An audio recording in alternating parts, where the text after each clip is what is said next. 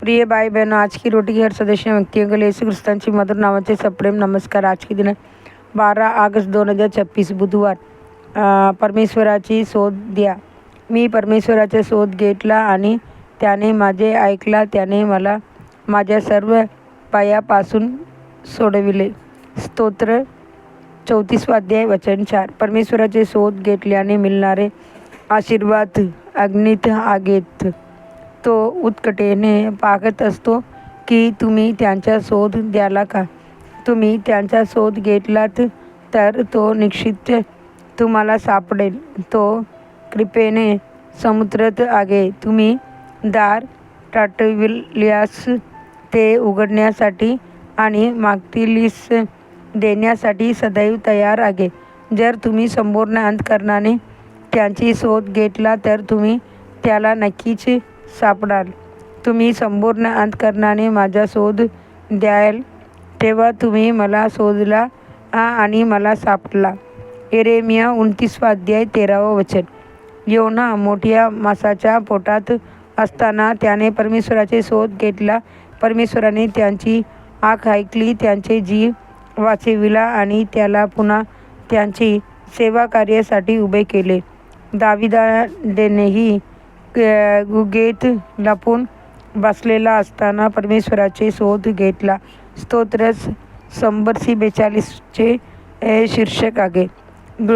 गुगेत असताना दाविदाची प्रार्थना. जसा सिंह आपल्या पक्ष्याचा पाठलाग करतो त्यापेक्षा अधिक तीव्रतेने साऊल दाविदाचा पाठलाग करीत होता. सैतानही त्यांच्या विरोधात उभा होता. तरी त्या कठीण परिस्थितीत दाविदाने परमेश्वराचे शोध घेतला. त्यांची साक्ष अशी होती, मी परमेश्वराचे शोध घेतला आणि त्याने माझे ऐकले. त्याने मला माझ्या सर्व भयापासून सोडविले. स्तोत्र 34 अध्याय वचन 4. सिंहाचा विचार करता दावीद लिहितो, तरुण सिंहांनाही उपासमार होते, पण जे परमेश्वराचे शोध घेतात त्याने कोणत्याही चांगल्या गोष्टीची कमतरता बसणार नाही.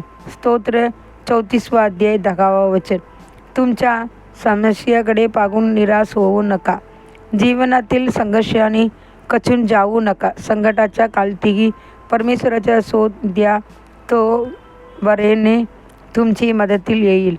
कदाचित तुमच्यासाठी असलेले अनेक आशीर्वाद अनेक वर्षापासून विलंबित झाले असतील.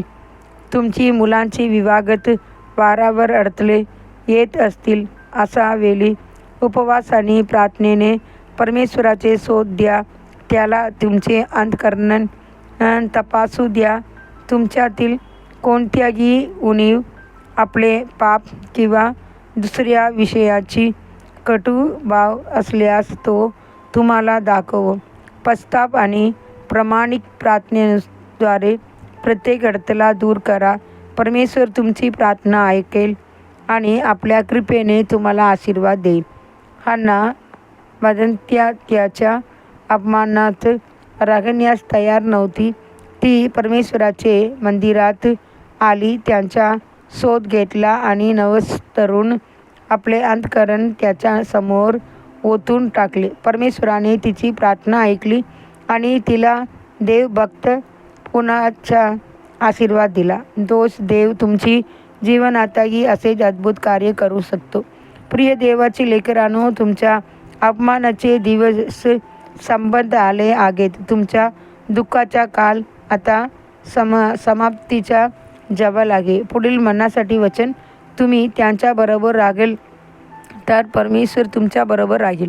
तुम्ही त्यांची शोध द्याला तर तो तुम्हाला सापडेल, पण तुम्ही त्याला सोडून दिल्यास तोही तुम्हाला सोडून देईल. दुसरी इतिहास 15 अध्याय 2 वचन.